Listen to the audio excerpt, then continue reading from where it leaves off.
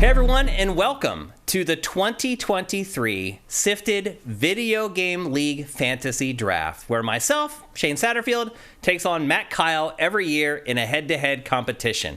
Just like fantasy football, Matt and I take turns drafting video games, and at the end of the year, we add up the scores that are the aggregate scores for each game from Metacritic.com, and we compile it and aggregate it into one total score. Whoever has the highest number of points wins. Now, the caveat is that if you pick a game that does not release this year, you get a 0 for that game. However, over the last couple years, we've created a safety net, so to speak. We now allow ourselves to pick 2 alternate games that can slide in to replace scores that get a 0. And what we've learned after playing this is now our 9th year of doing this, and we are the first ever video game fantasy league. We are the first ones to ever do this. It's amazing to see how the idea has caught on over the last 9 years. Now you see everybody doing it, but we are the OG video game fantasy league draft. This is our 9th year, and over time, we've learned that the alternates help, but what you really need to do is be conservative, because generally, the person who wins this is the person who has the most games come out. Let's be honest. That's usually how it shakes out. We're both equally good at picking the games. Yeah, even if a game gets a 60, it's better than nothing. For sure. So anyway, that's how our draft works. I picked first last year, so Matt gets to pick first this year. And also, I should note before we get going here, we have now launched your very own SIFTD Fantasy League called the SIFTD Fantasy Challenge. It is live right now. If you go to siftd.net, there will eventually be something in the header that you can click on that'll take you to enter. But also right now, there is an article on the homepage that should be pinned to the top of all your SIFs that will walk you through the process. And all you're doing there is you're just picking 10 games. There's no alternates in the SIFTD Fantasy Challenge. And you're also playing against hundreds of other people, where in our league it's just Matt and I. But again, I would just say that when you make your picks for the SIFTD Fantasy Challenge, be conservative. Try to pick games that you know are going to come out, because nobody ever wins the SIFTD Fantasy Challenge unless all 10 of their games get released. So again, be conservative. I would also say you might want to wait to do your entries until you watch Matt and I draft, because we've already been through the whole process. We've already sorted through all the games,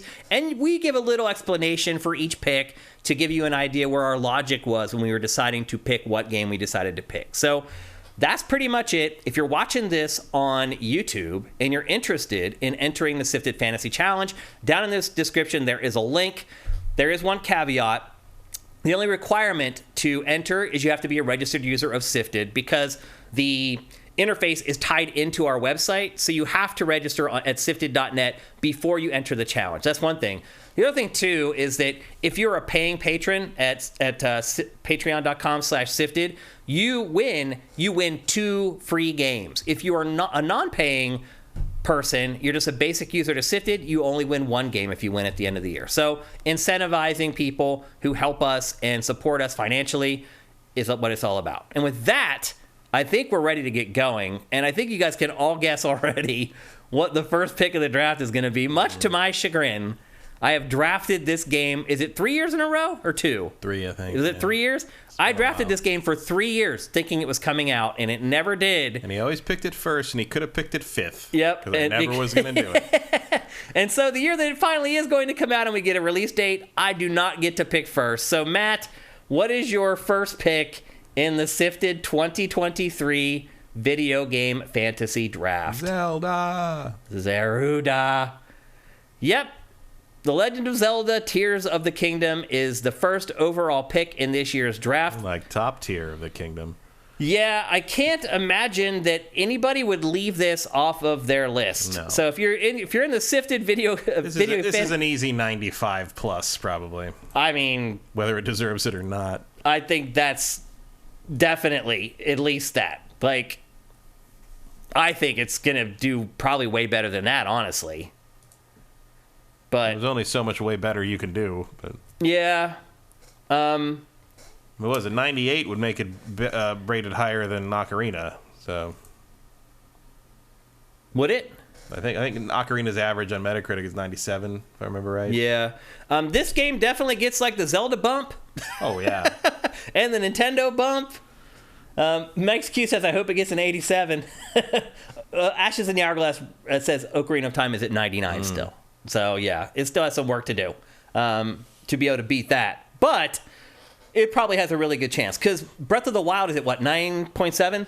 Something like that. It's up there. This is the safest pick you can make.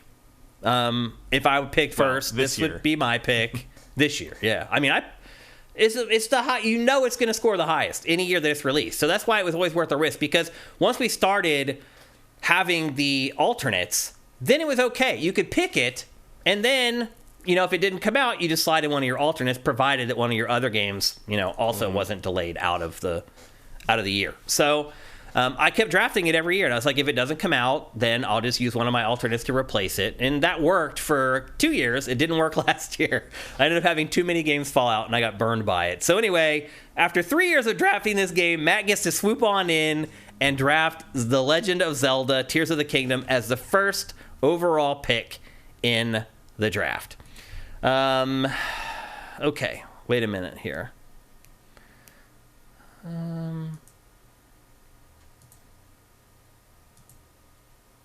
I can't seem to get the camera to come back. Unfortunately. Zelda has taken over the stream. Yeah, I seriously can't get our camera to come back. That's odd. Oh, here we go. All right, we're back. All right, now it's time for my first pick of the 2023 draft. And I have to admit, it was hard.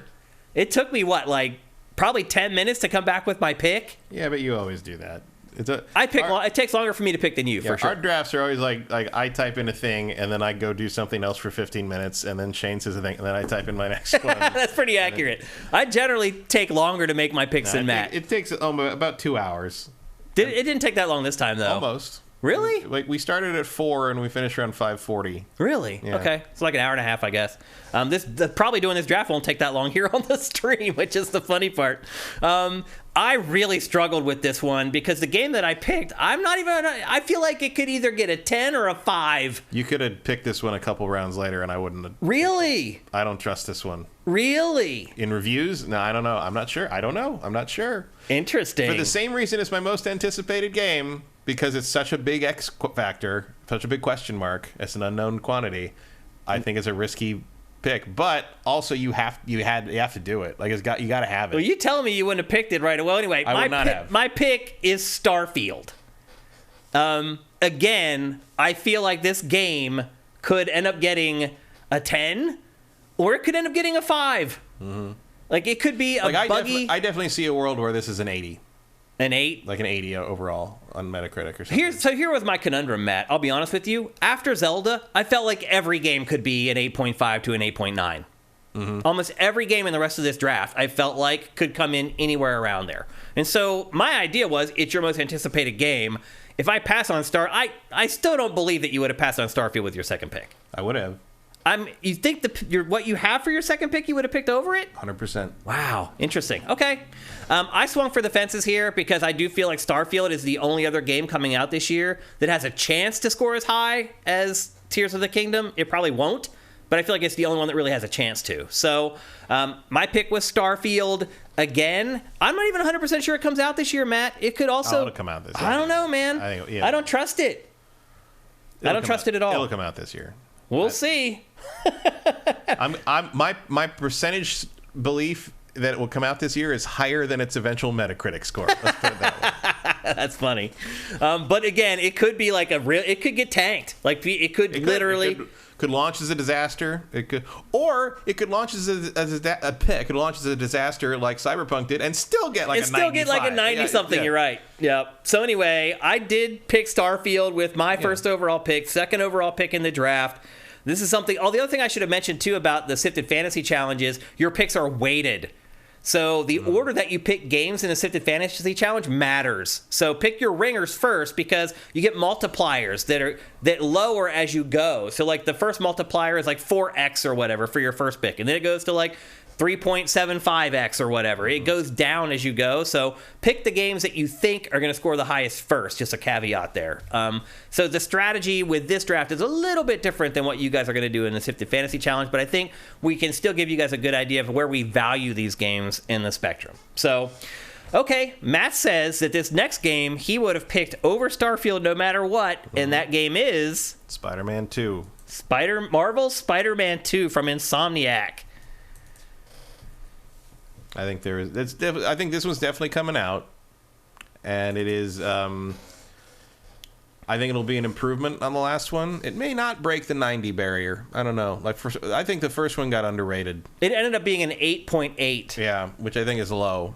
Probably. But I think this one might step it up and break that 90 barrier. It should be better. I think Insomniac doesn't generally make worse games as it goes. No. So yeah, I think this is I think this is a necessary pick, and I trust it way more than I trust Starfield. Interesting. I mean, I can understand a certain perspective because I trust Insomniac more than I trust Bethesda. Mm-hmm.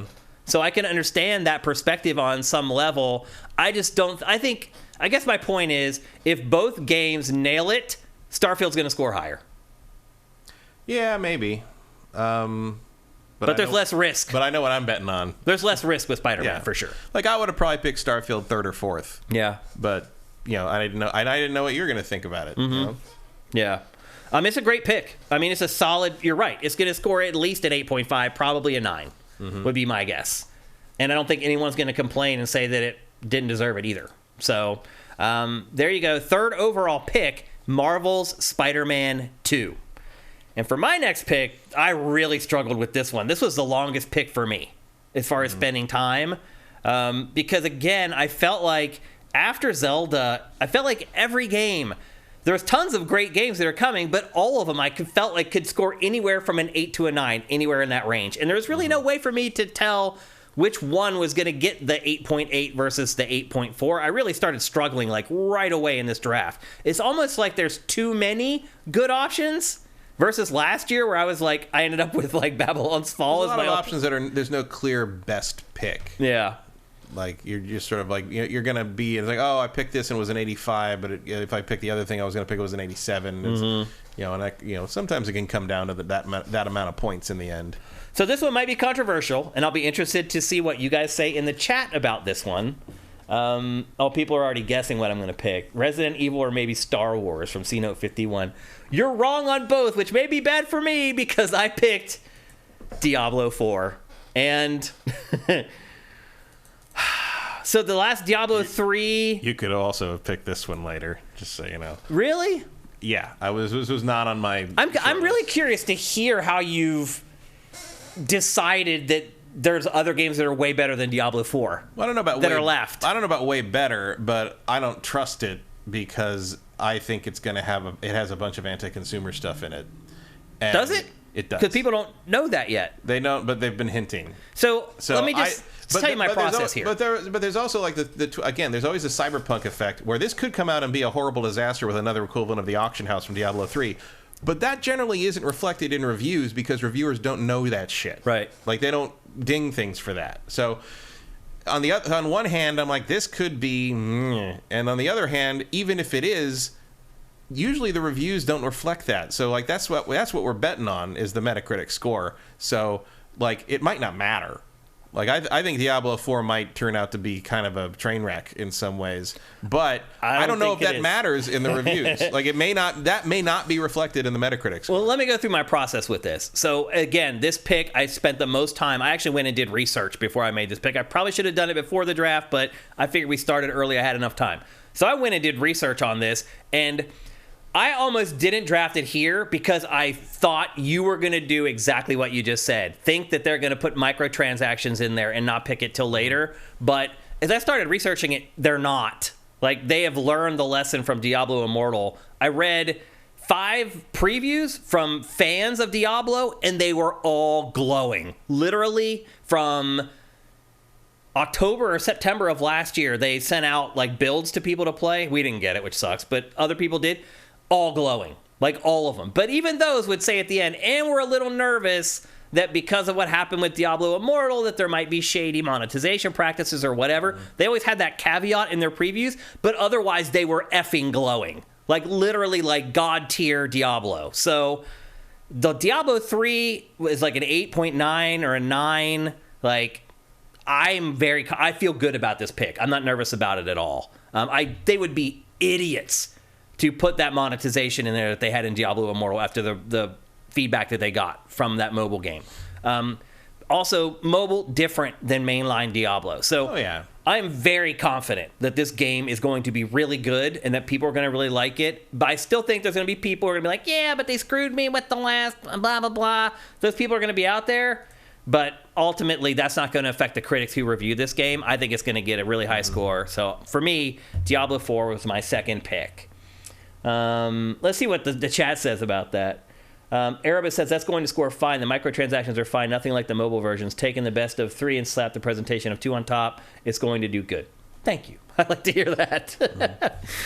Okay, Matt. I'm just not wasn't willing to bet on it this early in the picks because of that, concerns about what they might do with it, with little things we might not know about yet, and the fact that nobody fucking likes Blizzard anymore. Yeah. So.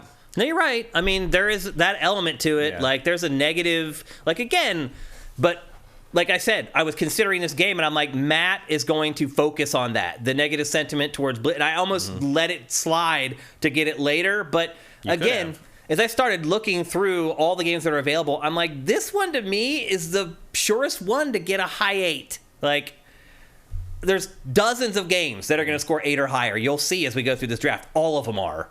We're not trying to find a 7 in the 10th round like we usually do in this draft. Like, that's just not how it worked out. So I kept looking down the list of games that were still available, and I was like, man, to me, this one is the most sure that's going to score the 8.5 or higher, but we shall see. Okay, Matt, what was your third pick in the SIFTD draft for 2023? Star Wars Jedi Survivor. Yep. Not surprised that Matt would err on the side of Star Wars here.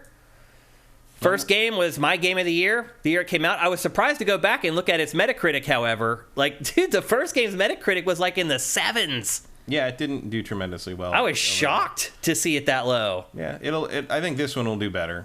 Oh, absolutely. I agree 1,000%. And if you wouldn't have picked this here, I would have picked it next. So you made the right pick by picking it here. I think the 7 whatever for the first game is low. Not obscenely low, but low for... Yeah, that's low. But low from my perspective based upon what I played. So what made you pick it here at the third spot? I just think it's going to be a solid mid-8, and I know it's coming out. Okay. That's about it. Yeah. I think there's very little doubt. Yeah, this already has the release date. It's coming out, March 26th or something? Something like that. Is that right? March 26th, March 22nd. Somewhere around there. Yeah, soon. I mean, boys and girls, the beginning of this year is going to be awesome. Like, once we get through the next week, from then on until, like, May, it's just awesome. There's just so many great games coming out pretty much every week, and this is going to be one of them. And like I said, if you hadn't picked it here, I would have.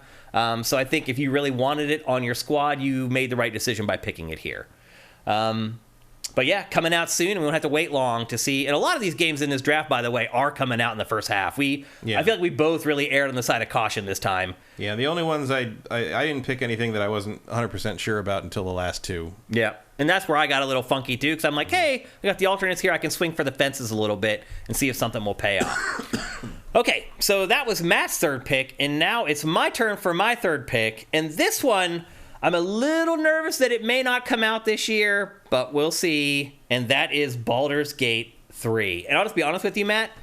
The only reason I drafted this is because you drafted it last year. And after you drafted it last year, I went and checked it out, and I was like, hot damn. Like, if you go and you look at the user scores for this game on Steam right now, they're like, I've never seen user scores as high as they are for this game. It's been very well received overall. It has been some recent updates that people didn't like so much, but like it's still holding pretty well. If this is the first thing you picked that I would have picked next. Okay. So this would have been the next thing I picked if you hadn't picked it. And so this game is in its early access is getting just rave reviews from not just the fans, but also from critics who have covered the game so far. Again, my big X factor for this is, does it come out this year?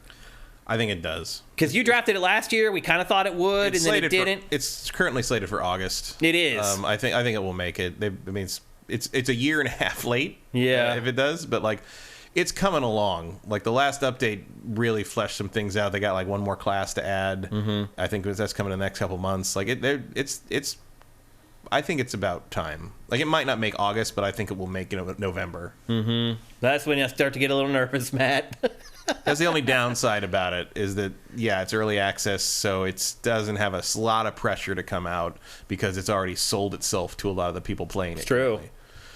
I will note that I uninstalled a bunch of stuff from my old PC in preparation for the new one yesterday, and when I uninstalled Baldur's Gate, it took me to a web survey asking why I was uninstalling it. Oh, geez. And if I was disappointed in it, and whatever. I'm like, no, I'm just moving to a new PC. I'll put it back on there. Don't worry. Yep. Chill out. But if this does come out, I think getting this in the third slot is good. Like, I think it'll probably score around a 9. I'll take that in the third slot all day, every day. So if it does come out, I think I hit a winner. But I'll say this, because of this pick, I played it way more conservative for the rest of the draft because this was always in the back of my mind that this may not make it out this year. So it did affect how I made picks later on, and it may hurt my team because in some cases, instead of like going for the higher upside game, I picked the game that I thought was going to score lower, but I was more sure was actually going to release this year. It's just all a part of the strategy that you go through when you do these drafts. And the other part of it too is trying to figure out whether Matt is going to take it next, which you just said like you were going to take it next. So now it's good for me to hear that I took it there because Matt would have taken it and I would have never got it. So that's all the strategy of the head-to-head draft. You guys don't have to worry about that so much when you're doing your SIFTD Fantasy Challenge, but I do know that some of you guys do some head-to-head leagues, so just something to keep in mind as you go forward. All right, Matt, what was your fourth pick in the draft? Final Fantasy 16. I was surprised by this one, Matt. Because you are generally a Final Fantasy hater. I am, but that doesn't mean I don't recognize that these terrible fucking games get 80s and 90s from the brain-dead reviewers that seem to love them for some reason. Yeah. Look, if Final Fantasy VII Remake can get the scores it got, this thing should get something through the fucking roof. Yeah.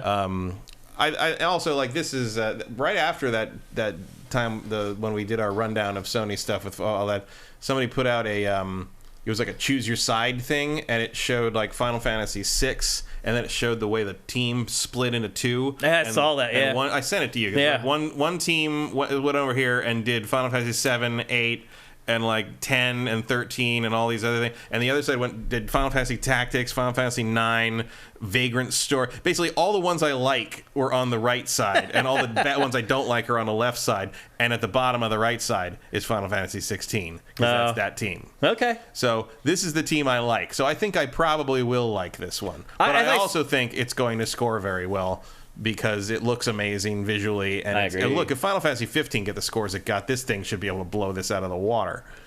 As I said on last week's Game Face, I think this game is going to surprise people. I think people are going to be like, oh, it's going to suck. Final Fantasy sucks now. Yeah. And then I think it's going to blow their doors off. It has some of the same writers as the Final Fantasy 14 content that gets rave reviews all the time. Like, this might be finally a Final Fantasy we can all get behind. I haven't been this excited for a Final Fantasy in I don't know how long. Since 9? Yeah, but I think I think it's going to review I'm not kidding. Exceptionally well. Yeah, I think that's a good pick there. I would have taken it next, but I was surprised to see you pick it there. But that just also shows you I put Stranger of Paradise on my. You did. I was. By the way, in the same slot. Yeah. You also picked it 4th last year. That's right. That's where the Final Fantasy goes. It's so funny that you hate that franchise, but you've drafted it the last 2 years in a row, because it just shows you it's not about what we think about the games. It's what we think other people are going to think about the games. You're trying to bet on what kind of score they're going to get aggregate. It's like the constant argument I have around Oscar time, where I do my Oscar bets and people are like, "Oh, you think that's a bet?" I'm like, "No, I don't. I think it's going to win." I hate the movie. I think that I just movie know is other the best. people like it. Yeah, it's funny how people. I have no opinion on Banshees of Inisherin, but I think it probably might win Best Picture. Yep. I would pick Everything Everywhere All at Once, but it doesn't seem to have much of a shot. Yeah. Though it did win at the Critics' Choice. We'll see. Yeah. If Final Fantasy 16 has been flying under your radar, I think it may be time to start paying a little bit of attention to it. Also, it's guaranteed to come out. It is. Yeah. It also already has a release date in June. It has a release date in June, and even if it slips, it'll come out by the end of the year. Plenty of time. Yep. So you're good there as well. If you're going to pick it for your fantasy challenge, it should be a pretty safe pick. Okay. Up next, my 4th pick. And I saw somebody say that Shane better have good alternates. So far, it doesn't seem like people like my picks. My 4th pick, and this one's a little risky too, I'll be honest. I don't see a need for alternates on yours so far. Really? I mean, Baldur's Gate 3 maybe, but Diablo 4 and Starfield are coming out. There's no question. Maybe they just think that my games suck, but Maybe, the alternates only alternate will matter help if you they for don't that. come out. Yeah, they only help if it drops out. Yep. So my fourth pick is Assassin's Creed Mirage. Another game that I'm not 100% sure is going to come out this year, Matt. I mean, God, that would be a big delay, wouldn't it? I mean, here's what has me... It was supposed to be Q1 originally. Right. I don't know if I mean, with all the stuff Ubisoft just did, who fucking knows? I'm feeling pretty good about it because not only that, it was supposed to come out in Q1, and now it's probably coming out in Q4. There's no hard release date for it yet, but it's a pared down Assassin's Creed. It's going back to the old way with more of a linear style, more story driven, more assassination driven. Mm-hmm. It should be much easier to make than this gigantic 70-hour sprawling open world action RPG. Yeah, this was definitely on my list, but like we just don't know enough about it. I wasn't sure enough about it. I can't remember the last time an Assassin's Creed didn't get at least an 8.7. So with a smaller game where they can be more focused on it, I would assume that the quality of the game would go up. Maybe a smaller game comes out and they think it's less impressive. It's true. I don't know. It was too much of an X factor for me to pick this early, but it was on my list. Well, it's the fourth round. We're in the middle of the draft at this point. I think to get an Assassin's Creed fourth pick is pretty good. I think your next pick is a better pick than this. Yeah? Okay. And in fact, we'll talk about that on your next pick. But your next pick annoys me because I forgot about it. Oh, you'd forgotten it was coming out this year. Got you. But I'm happy with this pick here. Like, in years past, you would never get that year's Assassin's Creed. That's first 3 picks every year.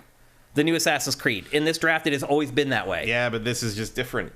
It's not new. It's going back to the old style, but I just don't know. I'm not sure how. My problem with this one isn't that I don't think I'm going to like it or that it doesn't look good. My problem is I don't know how the reviewers are going to react to it. Yeah, you're right. They could revolt and say this is a cheap way to do the franchise after you've done it this other way all along. Yeah, I have a feeling, which I doubt I would agree with. Me too. Like, who knows? There could be the opposite, though. It could be like this is who knows the way with these damn kids. It's hard to tell. That are barely as old as the franchise reviewing them now. That's true. Yep. So anyway, my fourth pick is Assassin's Creed Mirage. I have no regrets about that. I saw someone say that they read. It was an anime movie I saw, and it was based on a manga. And somebody was in the comments saying like, "Oh, I used to read this manga when I was a little kid, and it's amazing to see it's a movie now." And the manga came out in 2010. It's funny. Gonna go walk into the sea now. Congram brings up a good point, though. Ubisoft has to nail it because if this game isn't good, they are so effed. Yeah, they are so effed. And I like the trailers that they put out for it so far. Like, it's been intriguing, and I like the characters that they're going to focus on for this game. So yeah, I'm excited for it. We'll see if everybody else is, and we'll see if they actually deliver on it. I'm positive about everything in this game except what I think about the reviews reception. Like, I just don't know. I'm not saying it's going to be panned. Yeah. I'm just saying I don't know what the current crop of reviewers are going to think about this game. It's true. There's an X factor. Okay, we're on to our fifth pick. We're almost halfway through the draft. Matt, what did you take there? And to be fair, the same thing could probably be said about this one, too. Street Fighter 6. Yep. So I was looking at this one right around here. And I went back and looked at the reviews for Street Fighter V. And Street Fighter V, the OG version, was like a 70-something. Did not go well. Then they did the arcade version that got like an 8.9 or whatever. Yeah. They are taking a lot more stuff into account on this one. The community response to 6 has been almost universally positive outside of the art style. In general, people think the gameplay from the betas have been very, very good. So will that translate to the reviewer world, though? That's a good question. I don't know, but it has the potential, with all of its extra like offline stuff and single player campaign, all the weird things are going on here. It has the potential to sort of break out of its usual fighting game reviewers look at it and think, yeah, that's fine, kind of mold, and or the single player campaign stuff could be so stupid that it undermines the whole thing and gets a 70. I don't know. This was your one pick that raised an eyebrow for me. I was like, again, because looking at the scores for Street Fighter V, it was like low 70s. Yeah, Street Fighter V scores have nothing to do with this game. Yeah. Street Fighter V was an acknowledged disaster on a number of levels, and Capcom is not going to repeat that. And having gotten our hands on this one already, we know they didn't. Yeah. So that's fine. The question is going to be, how do the reviewers receive it? Even though it's already considered to be a pretty good fighter, and the fighting game community is very excited to not have to play 5 anymore. Basically, everybody seems to like the concepts here and the mechanics of this already more than anything 5 did, even after it got kind of tweaked and fixed. Mm-hmm. So the community really thinks it's great. We'll see what the reviewers think. That's, again, just like Mirage, bit of an X factor. Mm-hmm. But I think it deserves to be in there. However, if I'd remembered that your next pick is eligible, I would have picked that. Okay. And then you said it, I'm like, oh, right. Damn. Okay, and my pick is... Hold on a second here. Got to adjust the scale on our cameras a little bit. And my pick is Resident Evil 4 Remake. There's no way in hell I was going to forget about this game. Mm-hmm. It's a remake of one of my favorite games of all time. I think somewhere in my head, I think it was more that I dismissed it because it was a remake, and I forgot that we had put the other Resident Evil remakes on previous drafts. I was discounting it because it wasn't a, quote, new game. Yep. But really, it's so different, seems like it... I don't think you can predict with exactness how it's going to be reviewed because it is going to be different. Yeah. Yep. They're fucking with a classic, and it could backfire on them. Or it could be like a 95. Like Una. This could be the highest rated, latest pick in the history of this draft. Yep. So I totally get it. You're right. It's a classic. A lot of people love it just as much as I do, and they could go in and just wreck it. And then, therefore, suffer backlash, people being pissed off. It's my favorite game ever, and you just ruined my favorite game ever. What gives me some pause and a little bit of faith is how good the last 2 remakes have been. Resident Evil 2 and Resident Evil 3, both of which scored 8.8 or higher. Look, Capcom knows that this game is the highest scored Resident Evil ever.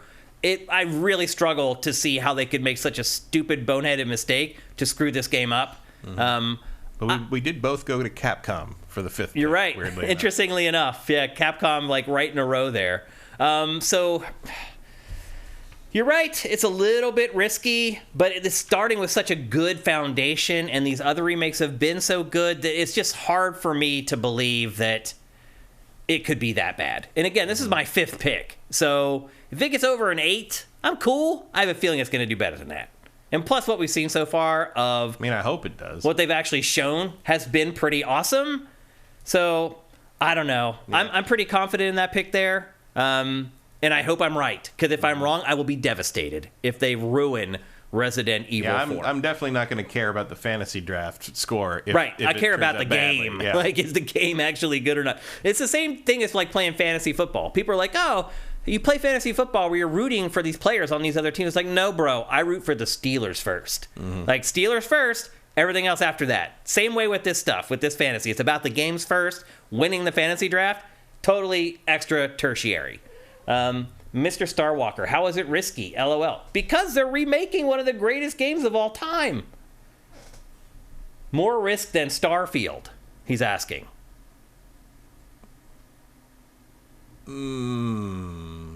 That's a tough one. Yeah, it is tough. Yeah. About even. But I think the upside on Starfield is higher because it's not an old game. It's a new game. And I have a feeling critics tend to favor that a little bit more than... I will not... Actually, no, I will not be surprised if Resident Evil 4 gets a higher score than Starfield. Even maybe just by a couple points. Yeah. But if they do Resident Evil 4 right, that should be like a 96. Yeah. If that happens, I'll be dancing in the streets. That's all I gotta say. I mean, you thought my Elden Ring second round pick was a good payoff. This would be the best payoff. Yeah. This has the potential to be the best payoff in draft history in 9 years. We'll see.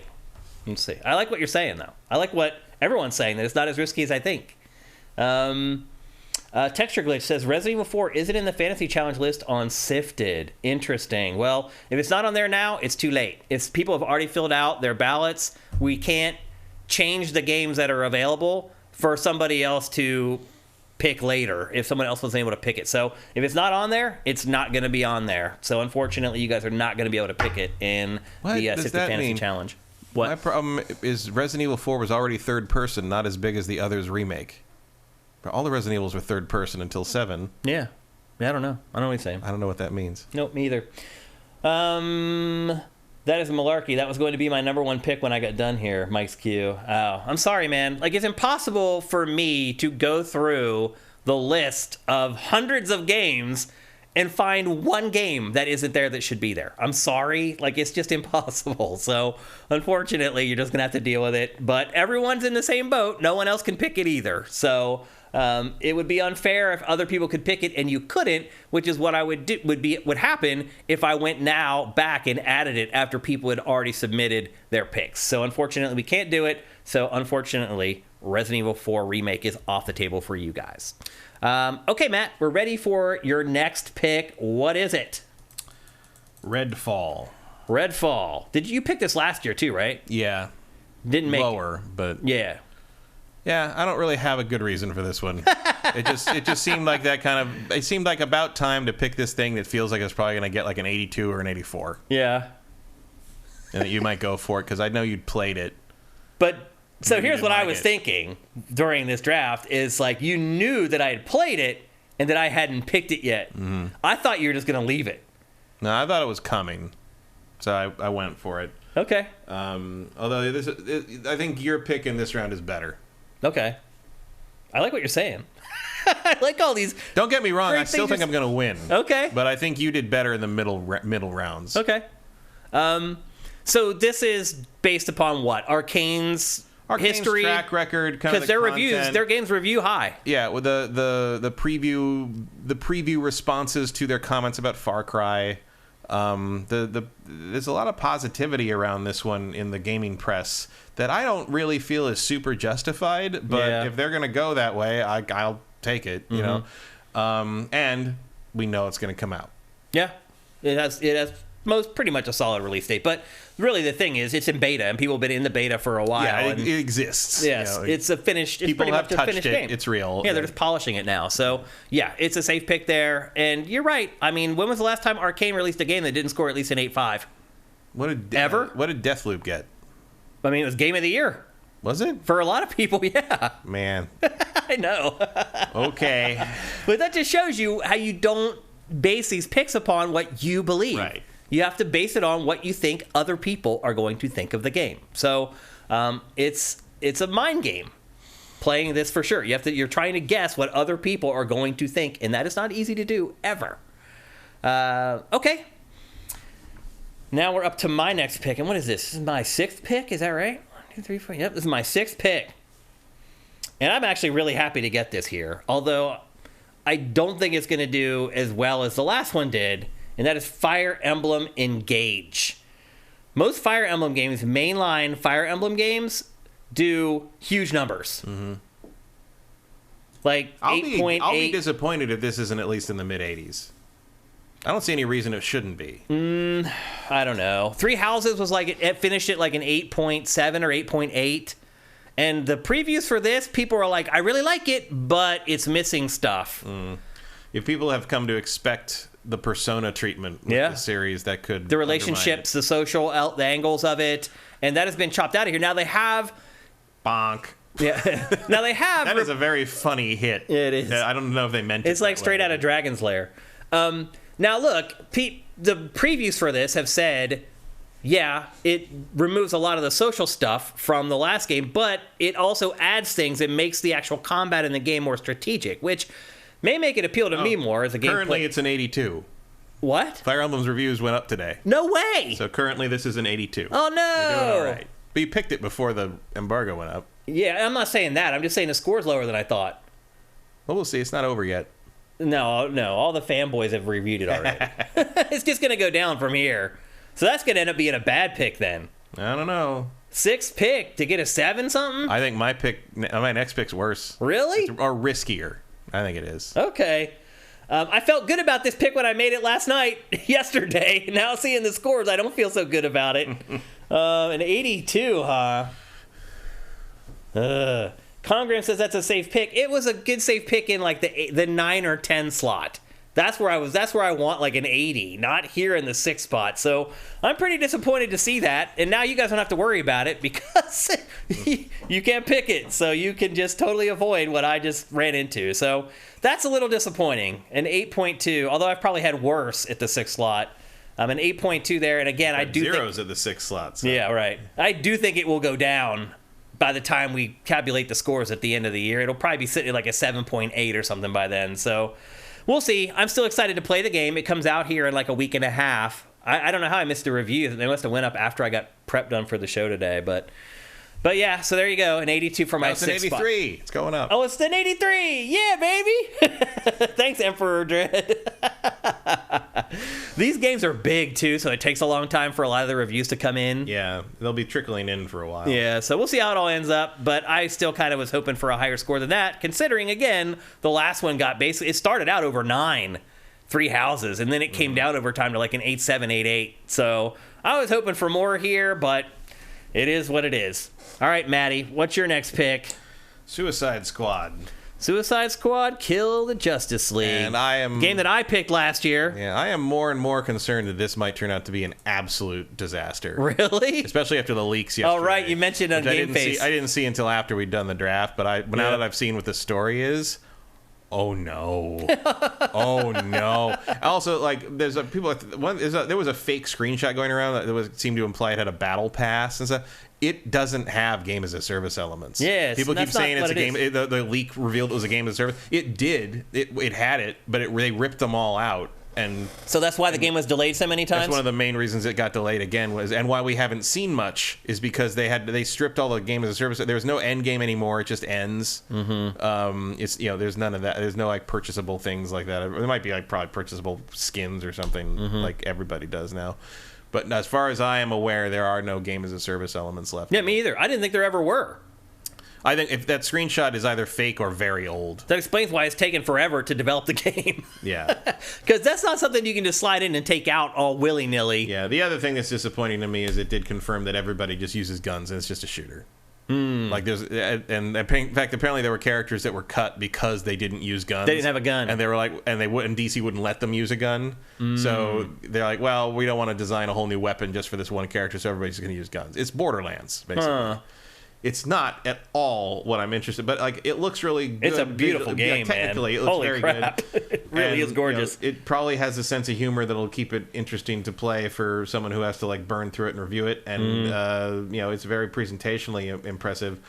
It is as much as I find like the summary of it to be too edgy 5 me. It is sort of a different take, and there's an element of like I can't believe they let them do that to these characters. Yeah, and like that might give it an edge in the review scores. So I'm kind of like, I don't know, this is either going to be like an 85 or a 62. Matt, I was shocked that you picked this. This actually was your pick that shocked me the most because you have talked trash about this game forever. But I am entirely ready to just be the weird one that hates the game everybody else loves. Okay. Like, I do not believe that my opinion on this game is very widespread. I think most people are probably fine with it. I just think it's absolutely not what I want. Yeah, I thought I was going to get this game. From DC stuff, from Rocksteady, from a co-op game, from anything. Like, I just don't care. Like, I drafted this game last year and it didn't come out. Yeah, and I was hoping I could get it again, and because I didn't think you'd ever pick it. I thought I could get it like 8 or 9 or even even lower. I'll be honest. Like, part of this is just spite. Part of this is just like I'm like a hate pick. I'm just looking at you. I'm looking at this game like this looks so terrible to me that it has to rate well. Yeah, like this like. It was like Stranger of Paradise last year. It's like this looks like the worst thing I'm going to play all year, but like. I know these people are going to eat it up, and they kind of. Stranger Paradise did not rate actually very. It actually did better than it should have. Still, it did, but it didn't rate high. It didn't rate well enough to warrant the the fourth pick. Where you picked it, yeah. I think it was like a 76 or something. But yeah, that's still too high, by the way. Yes, absolutely for that game. So actually, your thought process was correct. Yeah, technically, it was overscored. Correct. It just wasn't overscored enough to the scale you thought. It was even worse than I was expecting it to be. Really. But I think this could get real good reviews. I don't know. I mean, look, Gotham Knights did pretty well for what it was too, and that game is that was probably overscored. That is a giant dead fish of a game if I've ever seen one. That's a lot of people online saying it's better than they thought it was going to be. I can't imagine what they thought it was going to be then, because that is. I mean, I guess that's true. I'm not surprised Gotham Knights is the way it is, but I don't think it was very good. I would struggle to give it a 7. Yeah. Okay. But this probably is going to make a better showing, I think, especially in a short-term review situation.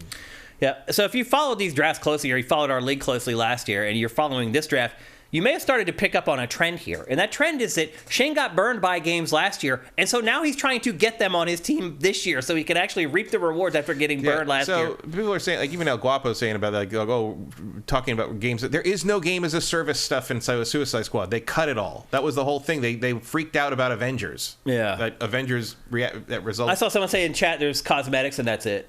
Yeah, that's not a game as a service. No, that's not a gas. This isn't an ongoing game. Yeah. Yeah, and like yes, the menus do look like game as a service, but so does Gotham Knights, and that doesn't have any of that in it except for outfits. I feel like every developer tried to make their game a game as a service, and then realized that there was a revolt, and then they're like, "How do we get out of this?" Part of the leak was literally Avengers made them realize they shouldn't do that, and so one of the delays was they were stripping out the game. They stripped out the end game that was supposed to keep you playing forever after the game ends, and so the game has a different ending now. Yeah. So, yeah, I don't think game as a service is a thing in this one. Okay. That one screenshot that says Battle Pass is fake, according to some chatter I saw on Twitter from people who should know. Okay. Gotcha. All right, my next pick, I guess this is his seventh pick, and as I was saying, my quest in this draft is to get all the games back that I drafted last year that did not come out. Look at that. People know. People know what's coming. Right there. Ashes in the Hourglass. You guessed it, brother. My next pick is Hollow Knight Silksong. Yep. I thought about this one, but I decided to leave it to you. Now, here's the thing. So we still don't know. I know. But last E3, it was announced that it was coming to Game Pass. And when that happened, it was also shared that it would be coming to Game Pass within a year. So it should be coming out by June. One hopes. This game's really late. It's insane how late this game is. It's been in development for DLC. It's literally been in development for like 7 years, and it's a little indie Metroidvania. It's really bizarre. I don't think it's little anymore. No, it shouldn't be if it's taken this long to make it. But man, the last game, and I think its Metacritic is still over a 9.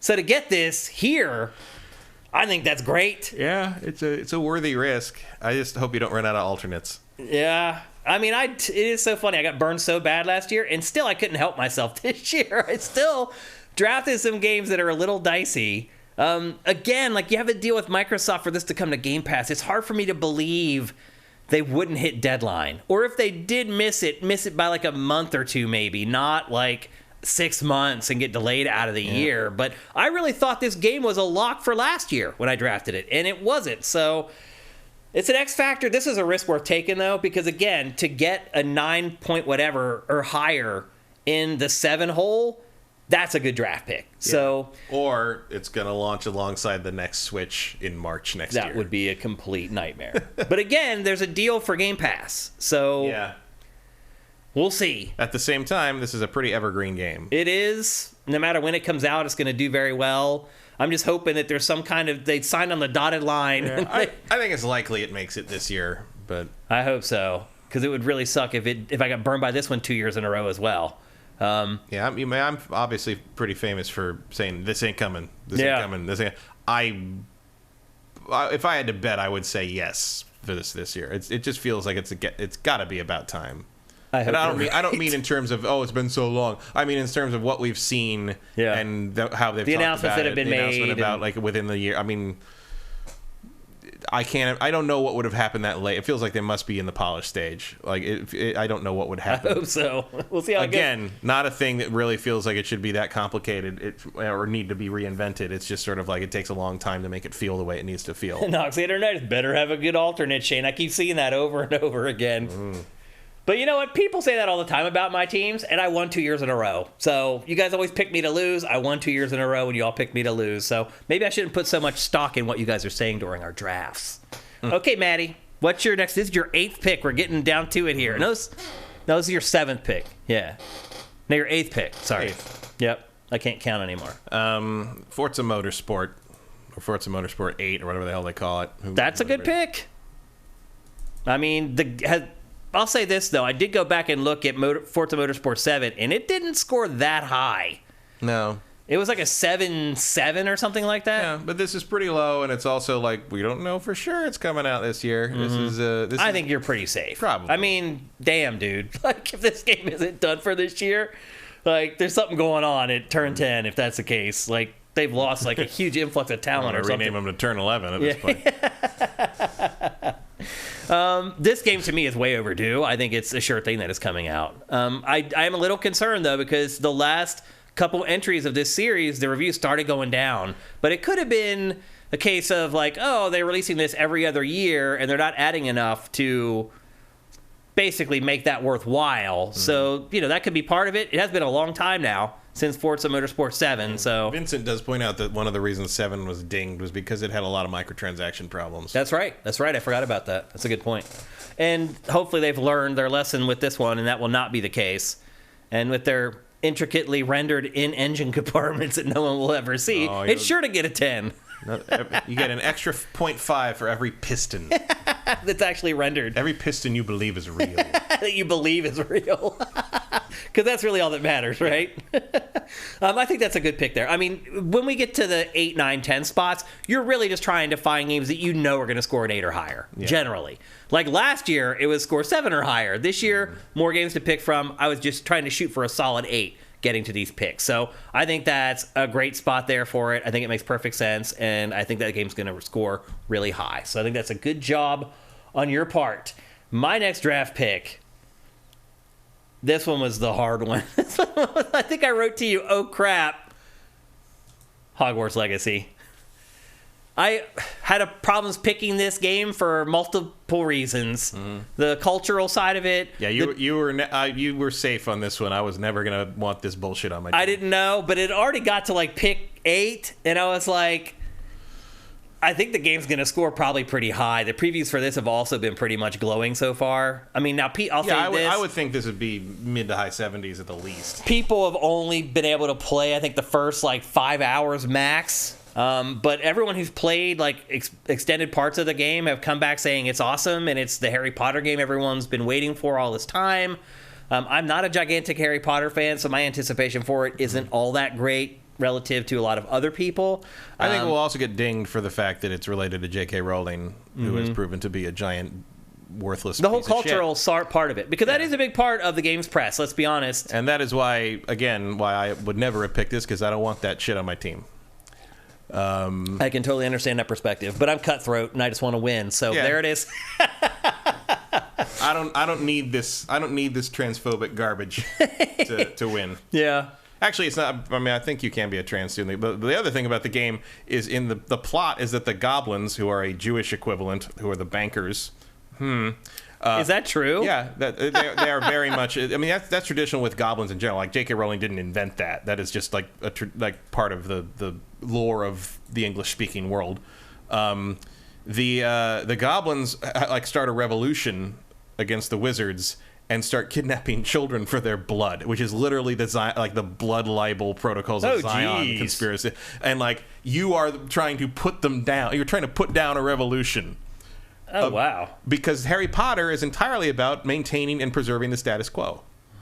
Because when you think about it, all the systems in that world are horrible. Like if you get imprisoned, you get thrown in another dimension where a bunch of like ring wraiths drain your soul and torture you. Yeah. Like all this shit's horrible. And like in almost any other story, the goal would be to tear those systems down and replace them with something more just. But in Harry Potter, it's just you take down the people who run them, and then Harry Potter becomes a cop, and Hermione starts working for the same department that got her brother-in-law killed. Oh, right.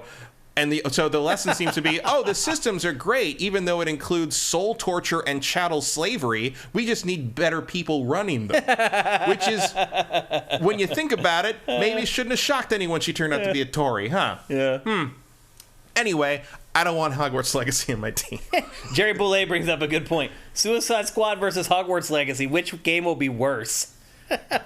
I mean, look, personally, from a just play a game perspective, I am more interested in playing Hogwarts Legacy because the idea of a simulated wizard school is a more interesting idea to me than Borderlands with capes. Yeah, I agree. I would probably pick Hogwarts over that, but who knows? We'll see how it all shakes out. You just don't know until the critics get their hands on these games. Yeah, very, very. I mean, I don't know. I mean, there is a very real chance Hogwarts scores better than Suicide Squad. Yeah. But again, I think all these games we're talking about now are all 8 to 8.9 or whatever. They certainly have the potential to be. Right. I figured out which one. None of them are clear losers. Yeah. Let's put it that way. Or clear winners. No. Honestly. Well, there's a reason they weren't higher. Yeah. Yep, it's true. So there you go. My 8th pick, Hogwarts Legacy. Down to our last 2 picks of the main draft. Matt, what's your number 9 pick? Number 9 pick is Warhammer 40K Space Marine 2. I was surprised by this pick. Space Marines! The trailer that we're about to show you, by the way, looks awesome. is awesome. I think this game's going to be really good. And Space Marine 1 did pretty well. It did pretty good. If I remember correctly. Yeah. It was a bit of an also-ran, but it was kind of building on the Gears sort of style stuff. But it was fun. This game is next-gen only, and you can tell. And it looks it. It really does. And I think this one's going to surprise people. I did pick it late because, we're not super sure about it, and it may not even make it this year. Who knows? I think it's pretty supposed safe. to be. Yeah. It's supposed to be, but I don't know. But I put this late because I figured you wouldn't touch it, and I think it might surprise people. And at the very least, I think it's going to get like a 75 at worst. This draft got really hard for me, these last 2 picks. We really kind of ran out of games near the end, I think. I was sitting there for a long time, really thinking about, You'll see my alternates are literally just, these are coming out. Yeah. That's... I know I'm going to get a score for this game. There will be a score for this game. This game will be reviewed. I did the same thing because I think I made more risky picks than you throughout the draft as well. Yes, I think so. I was a little more on guard to that stuff. I was like, okay, I got to make sure. I ended up with Babylon's Falls an alternate last year. It got a 5. I think I played it a little bit too safe last year.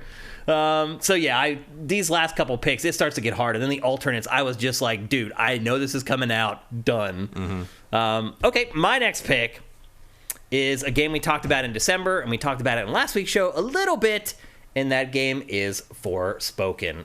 Open world action RPG coming from Square Enix, set in this weird universe where this girl from Brooklyn is sucked into this alternate reality where she's trying to save it.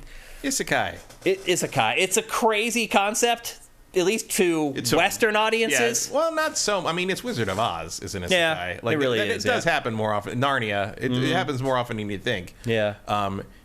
But now this looks like an interesting spin on.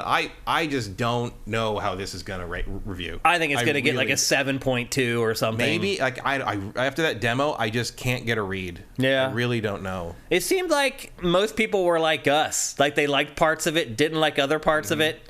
And part of me, I am expecting to like it better in its full game form as opposed to just being dropped in the middle of whatever. But I just don't know. I'm not confident. I'm looking forward to it, but I just don't know. I started getting conservative actually before even my alternates. This pick and the next one are also conservative. These games are coming out because I couldn't take a chance. Oh, you think the next one's conservative? Yeah. No, it's not. No, that was my one dice roll actually. Yeah. The next game is my dice roll. Yeah. And so this was conservative in my 2 alternates. In my 10th pick, I was like, all right, I'm going to swing for the fences with one of these and see what happens. But I got really conservative here, and then my 2 alternates to cover my butt just in case. I liked the demo more than you did. Mm-hmm. And I did have fun with it, but I also have some issues with it as well. Yeah, I just feel like it's going to break one way or the other. I feel like the reviews in this are going to be really divided. I'll just say that I picked it knowing it's probably going to get a 7, roughly.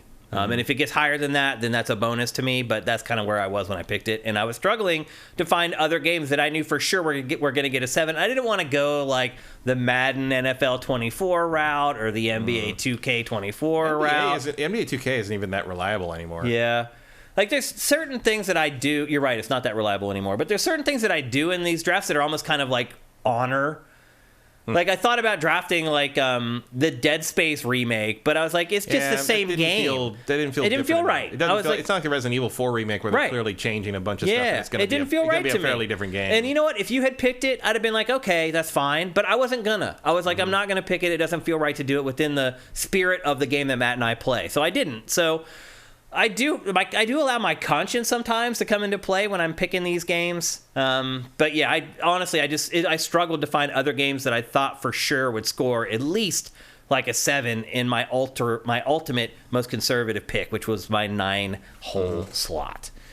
Okay, Matt, we're getting down to it. Your last pick of your base draft in the 2023 draft. Least likely to actually come out, Stalker 2. Stalker 2. This is your shot in the dark. Yeah.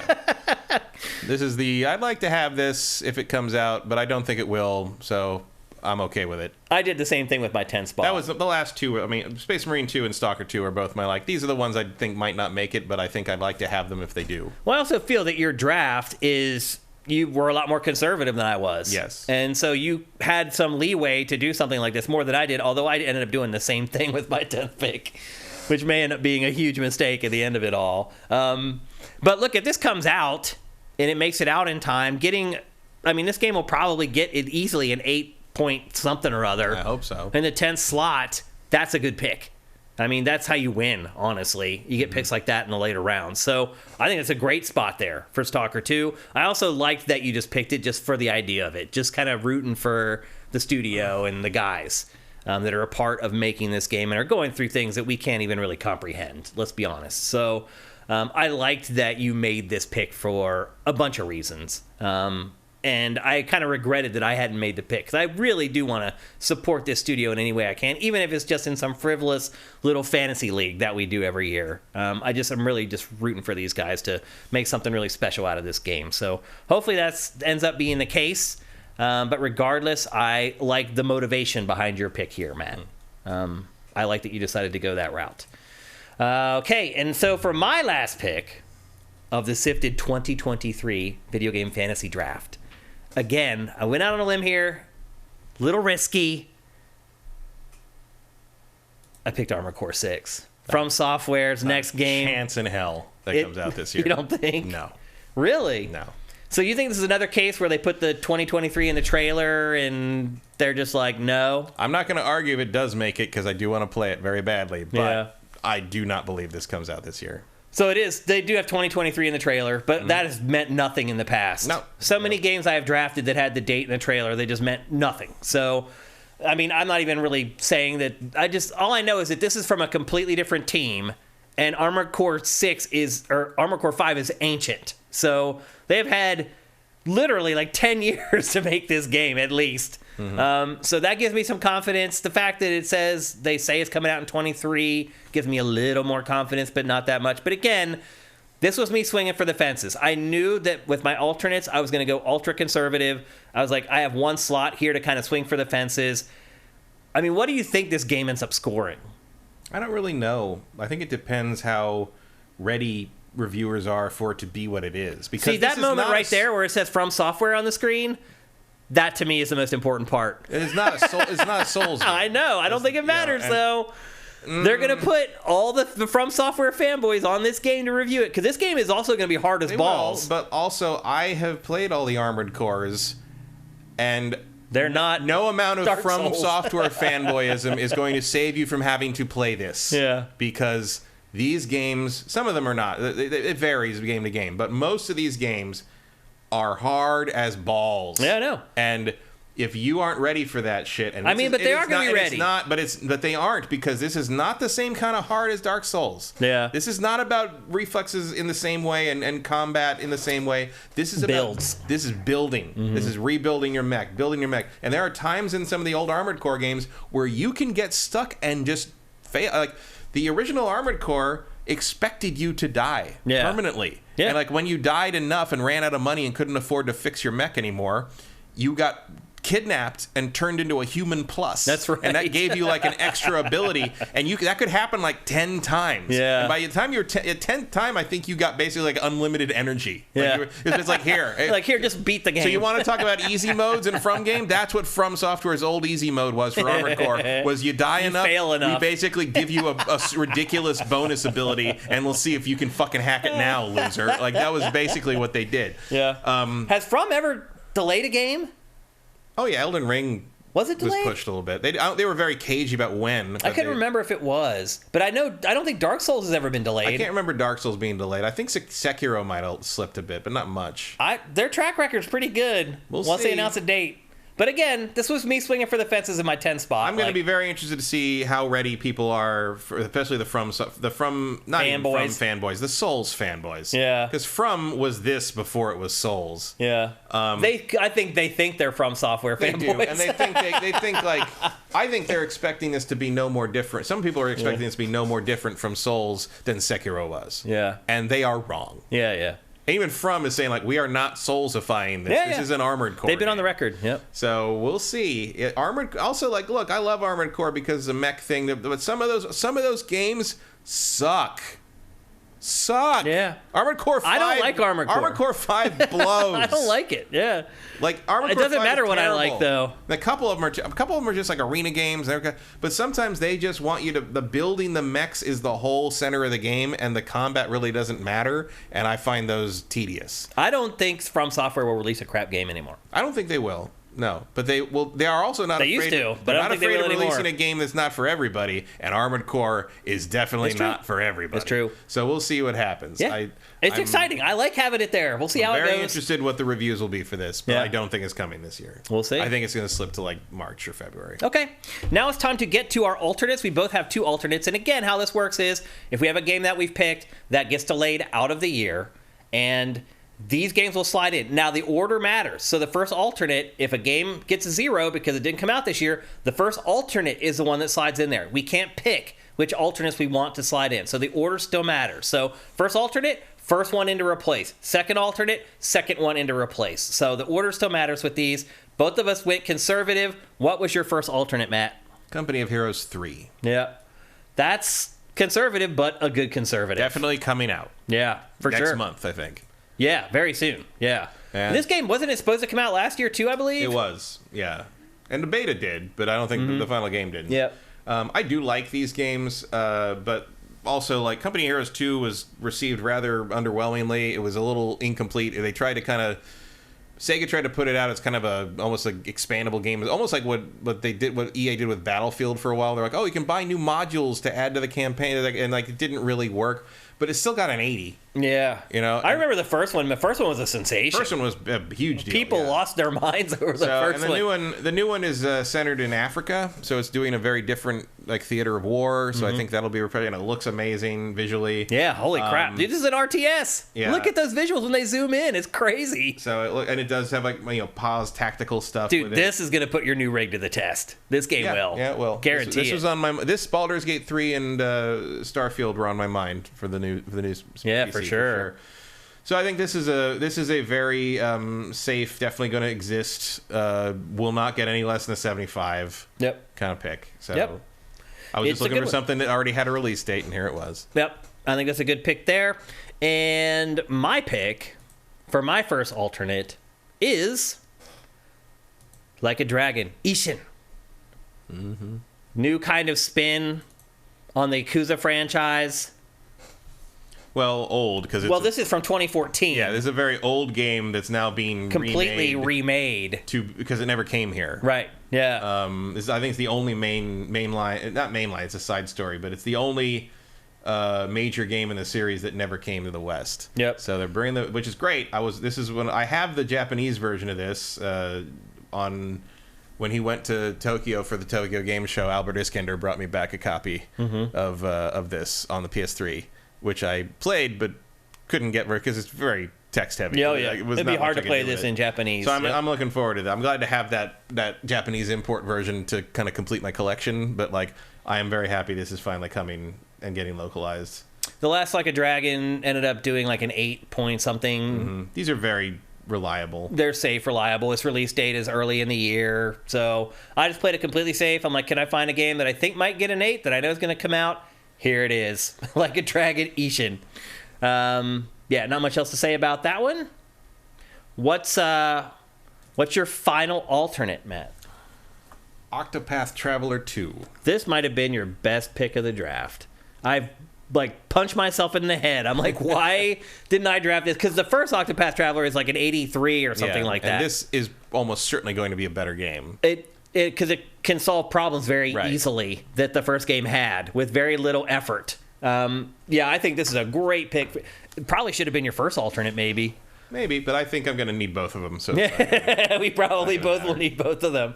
I was disappointed in myself when you picked this because I kind of like earmarked this for later in the draft, and it's like once I start looking through games and looking through all these different like web pages and all these notes that I have and stuff, sometimes things like that get lost, and that's exactly what happened to Octopath Traveler 2. I really regretted not being able to pick it. I would have picked it for like my my 9th spot instead of Forspoken, honestly. Like I have a better feeling. It probably will do better than Forspoken. Yeah, I really think it will. So I've screwed up. That was one of my bigger mistakes in the draft. And as soon as you picked it, I was like, that was so dumb that I let it slide through. But people make mistakes, and I made a mistake in this draft, and that was one of them. So yeah, great pick there. I hope you don't have to get to it. I hope all our games for once, like both of us, have like all our games come out. Yeah, but I also hope that we don't end up in a situation where the alternates you don't get to use have better scores than the things that stayed. Has that ever happened before? I don't think so. I don't think for me it has. I can't remember for you though. I don't know. Where I know last year my alternates did terrible. They just got awful. I got a 4 for one of my alternates, so it can't get much worse than that. For next year, we should do an episode when where we analyze all 9 previous years. Oh yeah. Before we do the 10th pick. Well, maybe for next year it'd be great because it'll be like the 10th year, right. The 10th anniversary or something. Right. We So can look back on it, look at all the records and everything. That'd be fun. And I have all that information still, obviously. I know you do. Yep. So, okay. So now we've come to the final pick of the SIFTD 2023 Video Game Fantasy Draft, and that is Mr. Irrelevant. The irrelevant game is Dead Island 2. Yeah, I don't know if this is going to do as well as the 49ers. This should have also been on the prior topic on Game Face, games that were announced way too early. Yeah, that's true. Because this game was announced way too early. It's gone through, 3 developers now? There was right? There was a lot of corporate problems that did not necessarily relate to the game itself. But yeah. It's been... Man, I was doing pre-release marketing work on this back in 2014. Yeah, it's nuts. I was playing an early alpha build of this game when I heard that Robin Williams died. That's how long ago that was.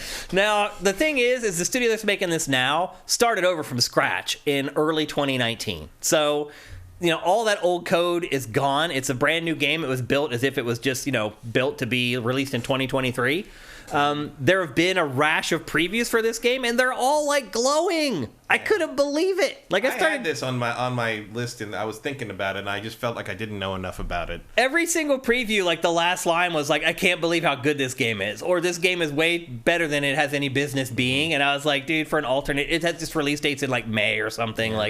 It's definitely going to make it. If I was more sure of the release date, one of my alternates probably would have been Pikmin 4. I thought about it many times.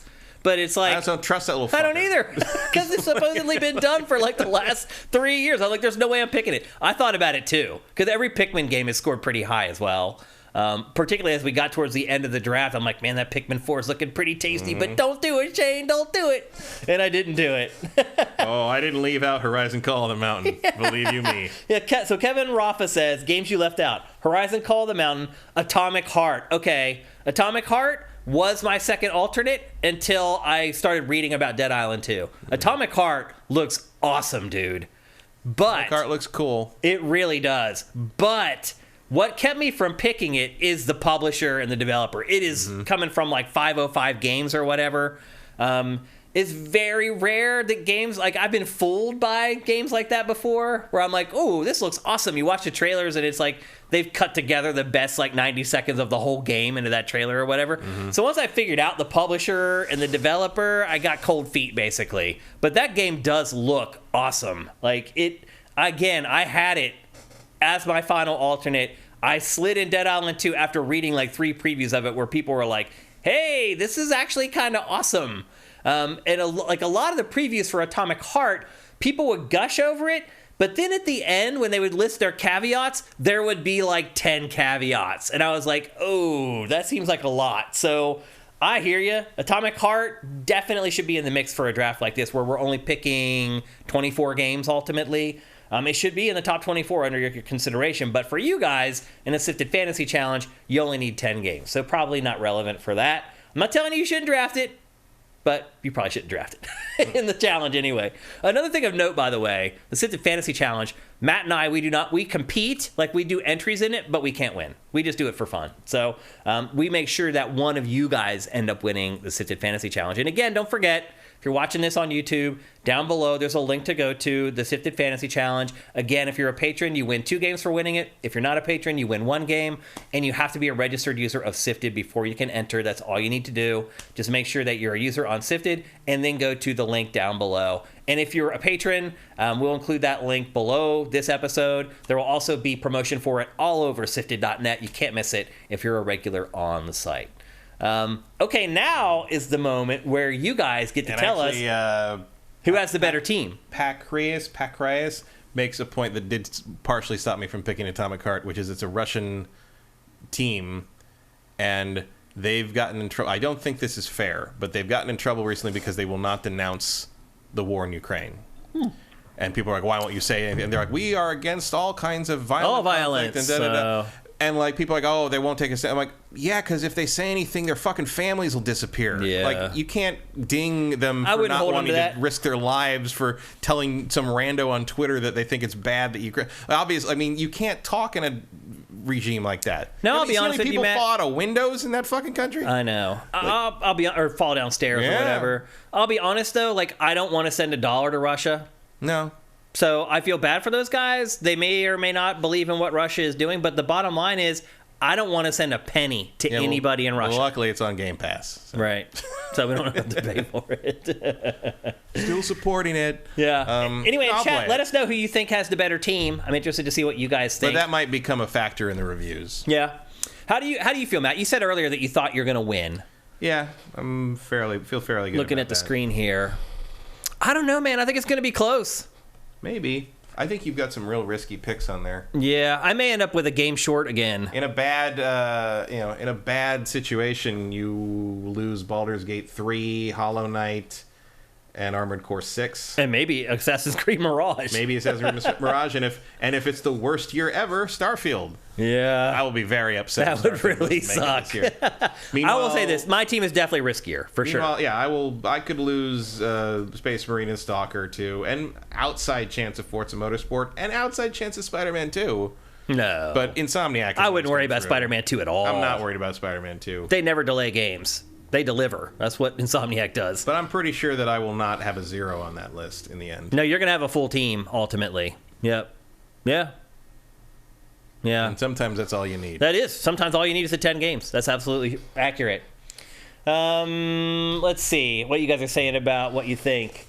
They're saying the Atomic Heart developer is located in Cyprus. There's in Cyprus, but there's a Russian connection there. Okay. I think they moved a few years ago. Okay. A Mega Drive guy, thank you for Twitch Prime. That's awesome. Norix Nessie, thank you for Twitch Prime. Mr. Starwalker, what is the last day to submit the game for the challenge? I'm glad you brought that up. It's a week from today. So we'll be back next Tuesday, obviously, for Game Face. And then by the end of that day, and I'll remind you again on Game Face next week that, hey, today's the last day, but next Tuesday is the cutoff. And honestly, any games that were releasing in January are out of the list. That was one of the things that I stipulated with the game list, is that any games releasing in January could not be included because you guys need this whole week to get your entries in. And by then, we'll be at the end of January anyway. So, yeah, it's next Tuesday, end of day, like midnight Pacific or whatever, next Tuesday. That's when it all closes down. So you guys have a week to get your entries in. Congrim is surprised Ayuden Chronicles didn't get drafted. I backed that game on Kickstarter, but I've also backed games on Kickstarter, and I know that there is you don't trust that until it's in your hands. So I do not have any confidence in that game coming out this year. Yep. I bet it will be good, but I certainly liked the weird little action RPG like prequel thing they just made. I didn't expect that, but okay. Yeah. From last year. But, yeah, I don't trust that. Lies of P is mentioned in there. Lies of P, we don't even know what the hell that is going to be in terms of release windows. And it's a Pinocchio Souls-like. Yeah. It's a crazy game. But, like, Yeah. And there was another one, Sea of Stars, which people have been mentioning that. It does look interesting, but I don't know how that's going to get reviewed. Yep. Someone, I think Mr. Starwalker thinks that Like a Dragon Ishin should have been on my main list. Interesting. Maybe. Congram jumped the gun. Surprised no Octopath. No Tekken 8 though. I don't know if that's coming out this year. I wasn't confident in it. Yeah, I honestly didn't think of it. I didn't think it was coming. Because I don't know if it's this year. Let's see. Pharaoh Doll. Shane has the receipts. Not sure what that means. For the previous drafts. Oh. But that was from when we were talking about going back over the last 9 years. Ashes in the Hourglass. I'm happy that none of us picked Pikmin 4. Emperor Dread, I'll put $100 on Matt to win. Congram won. Shane has good picks, but still dicey on release, in my opinion. Agreed. Someone in there said that, like, I have stronger overall picks, but your picks have a higher ceiling if everything goes really well. They could score higher. Yeah, that's probably true. Cinetite, Matt has Suicide Squad and Stalker 2. Risky stuff, I feel. I mean, those are his... I don't Stalker think Suicide Squad's... Stalker 2 is risky because it might not come out. Yeah. Suicide Squad's risky because it might get panned. Yeah. El Guapo, biggest omission is Sea of Stars. Okay, I can. Suicide Squad's riskier because if the bad thing happens to Stalker, it drops off the list and gets replaced. Suicide Squad stays. I'm stuck with whatever Suicide Squad gets reviewed for. Yeah. Congram, regardless of if a few get delayed, this year is looking great and stacked. Yeah, absolutely. That's what's most important. Yeah, they're both definitely more exciting lists in terms of what we're going to play than last year's. The other thing, too, that's great about doing these drafts and, doing them on video so you guys can watch the archive is this is a really great preview of 2023. This really shows you, like, what are the big games you should keep your eye on, what games you should follow on Sifted throughout the year, that kind of stuff. What else we got here? Better fantasy draft. Mark Cuban. I'm not sure what that means. Cino51. I feel like Shane's team is high risk, high reward. Yep. Emperor Dread. Confident Matt will win. Texture glitch. Hashtag Team Luna. Not sure what that means. They like the cat. Oh, okay. Oh, because there's that other game we were talking about. Come here. Yeah, she should have entered this year. Kevin Rafa. I think Matt will win. Cinetite, Shane feels like Shane is riskier to me, though Matt has Suicide Squad and Motorsport. Grimshaw Rocks, I may just pick the same as you in that order. Okay. Norix Nessie, I think Matt's picks are a bit stronger. Great stream, round of applause. Shane have better top 5 besides Zelda. Matt is better overall, I think. Okay. What else? I think that's it. Pharaoh Doll, thank you for gifting tier 1 subs to our users. To not Cirque, actually. Kevin Rafa, what about the Bayonetta game? LOL. Yeah, exactly. LOL. Yeah, I don't have high hopes for that one. So there you go. That's the Sifted video game fantasy draft. Leave off list. Leave off list. That's the Sifted video game fantasy draft for 2023. Again, our 9th year, the OG video game fantasy draft. We did it first, and we will keep on doing it. Again, a reminder, make sure you go and submit your entry for the Sifted Fantasy Challenge. If you're on YouTube, down below there's a link to it. You need to register at Sifted before you do your entries. If you're a Sifter, if you're a patron, you're already registered on Sifted, just go to the link. You can find it all over Sifted.net's homepage with links to where you go to enter. So good luck to all you guys. Have fun. Take your time. Think about it because obviously prizes are on the line. Anything you want to add before we go, Matt? I don't think so. Yep. Okay, well, thanks to everybody who stayed on the stream today. It actually ended up being not too much longer than our normal stream, but we appreciate it. I hope that what we did today helps you guys in your drafts, and best of luck. We'll see you guys next Tuesday for Game Face. Adios, amigos and amigas.